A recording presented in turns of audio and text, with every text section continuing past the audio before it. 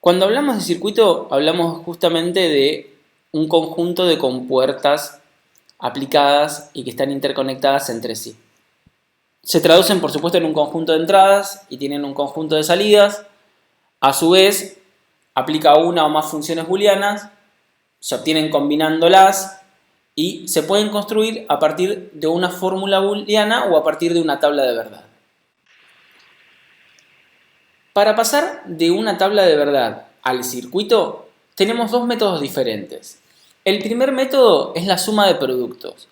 Es un sistema que nos permite tomar todos aquellos valores donde la salida de nuestro circuito sea 1 y lo que hacemos es escribir un producto entre las diferentes variables con su estado. Por ejemplo, si tengo una entrada A y una entrada B y la salida está en 1, lo que voy a hacer es A por B. Dependiendo si A o B estuviesen en 0, los voy a negar. En cambio, en el producto de sumas, lo que armamos es la tabla de verdad, pero lo que tomamos es simplemente las filas en que el resultado sea 0. Acuérdense que en el suma de productos tomábamos la que eran 1, en producto de sumas tomamos la que tienen 0, y lo que hacemos es un producto entre las diferentes entradas, dependiendo de cada una el valor que tenga, y esto después lo que terminamos haciendo es sumar todos esos productos. Para que sea más sencillo de entender, lo que vamos a hacer es hacer un ejemplo. Supongamos que tenemos la siguiente tabla de verdad con la entrada A, B y con una única salida. Entonces, para poder hacer suma de productos, lo que tenemos que identificar es cuáles son los casos donde la salida vale 1. En este caso es el caso en que A y B valen 0 o en el que A y B valen 1. Entonces, determinamos cada uno de esos casos. Por ejemplo, en el primero, A vale 0, B vale 0 y la salida vale 1. Entonces, lo que tengo que escribir es A por B. Como los valores de A y de B están en 0, tengo que negarlos arriba. Por eso tienen esa rayita arriba de cada una de las letras. En cambio, en el de abajo, en el que A y B valen 1, van sin la rayita. Y después lo que hago es sumarlos directamente. Sumo el primer caso con el segundo caso y ese es el resultado de la fórmula que vamos a obtener partiendo de esta tabla de verdad. A continuación les muestro el resultado, habiéndolo diagramado con el programa que vimos anteriormente, el Logic Sim, para que ustedes puedan ver las pruebas que fuimos haciendo y puedan ver cada uno de esos casos. Recuerden, lo que está pintado en azul son ceros y lo que está pintado en rojo son unos. Ahora veamos el caso de producto de sumas. En este caso recuerden que a partir de la tabla de verdad que teníamos, lo que tenemos que analizar es justamente los casos donde la salida vale 0. Entonces, en el primer caso en donde la salida vale 0 es que A vale 0 y B vale 1. Por lo tanto va a ser A negado más B. El segundo caso en el que la salida vale 0 es donde A vale 1 y B vale 0. Entonces el resultado va a ser A más B negado. Y eso es lo que vamos a aplicar como salida, el producto de esas dos sumas. Aquí también les dejo los diferentes diagramas que se generan a partir del producto de sumas de la tabla de verdad que habíamos visto con anterioridad. A continuación veremos diferentes circuitos que son muy útiles a la hora de realizar diferentes operaciones. El primero de ellos es el multiplexor simple. Es un circuito que posee dos entradas y una salida. Las entradas las vemos referenciadas con la letra E, en este caso E1 y E2, y la salida con la letra S. Y lo que poseen es una línea de control que elige cuál de esas entradas se proyecta en la salida.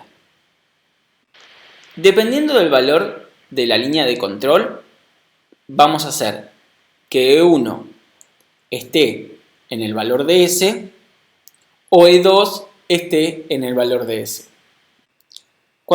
Veámoslo gráficamente con un ejemplo. En este caso, simulando la entrada de control con un semáforo, podemos observar que, como el semáforo está en verde, E1 pasa a la salida. En cambio, cuando el semáforo cambia a rojo, E2 es el que está en la salida. Siempre alguno de los dos se ve proyectado en la salida. Ahora cambiemos ese semáforo por los valores posibles que puede recibir el multiplexor en el álgebra de Boole, que en este caso son ceros y 1. Si la línea de control recibe un 0, lo que proyecta es E1. Si la línea de control recibe un 1, lo que proyecta es E2. Ahora veamos un multiplexor un poquito más complejo. Este posee 4 entradas. Por lo tanto, si tiene 4 entradas, con una sola línea de control no nos alcanza. Recuerden que una línea de control nos permitía manejar 2 entradas. Por lo tanto, vamos a necesitar una línea más de control para tener 4 combinaciones posibles. En este caso podemos observar que en las diferentes combinaciones de las líneas de control se va a ir proyectando cada una de las entradas. El decodificador es un poco diferente al multiplexor ya que no tiene líneas de control. Posee 2 entradas y 4 salidas. Cambiando de valores las entradas, podemos observar que cada una de las salidas se va a ir prendiendo. Las salidas se prenden de a una, es decir, nunca va a haber 2 salidas prendidas al mismo tiempo. Por ejemplo, cuando la entrada valga 0 para E1 y 0 para E2, se va a prender la salida 1. Cuando E1 valga 0 y E2 valga 1, se va a prender la salida 2. Y así continuamente con cada una de las salidas, teniendo todas las combinaciones posibles según la entrada. A continuación podemos ver la tabla de verdad del decodificador, donde vemos esta combinación que acabamos de mencionar. El demultiplexor es una combinación entre el decodificador y el multiplexor.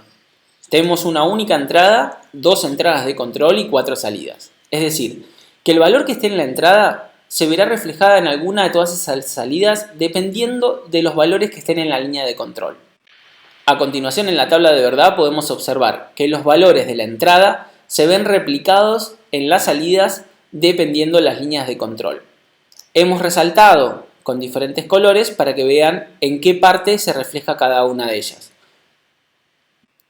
Cuando hablamos de circuitos aritméticos,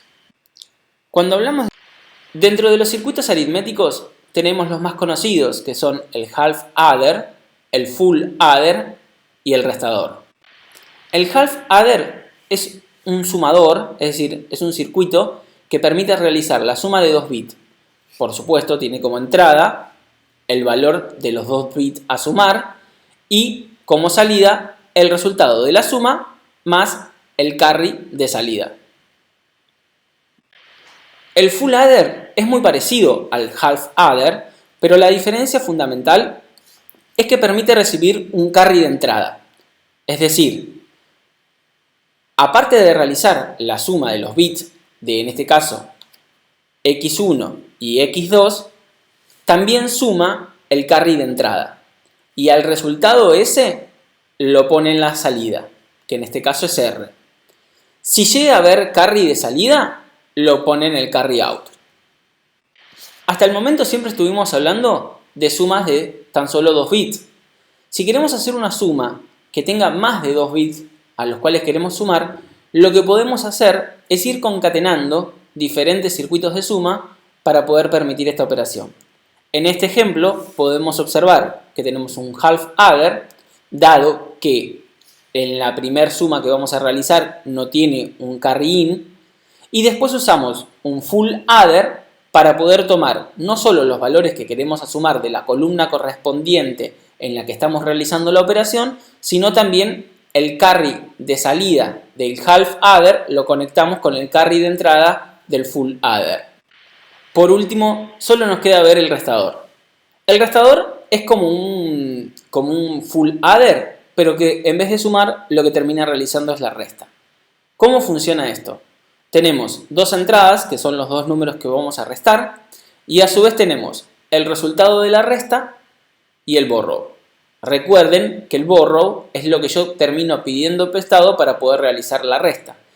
Y que en el único caso en que yo voy a pedir prestado, en la aritmética tradicional, es cuando realmente el número primero que deseo restarle al número segundo sea más chico que el segundo número. Entonces ahí sí voy a pedir uno prestado y el borrow estaría activo.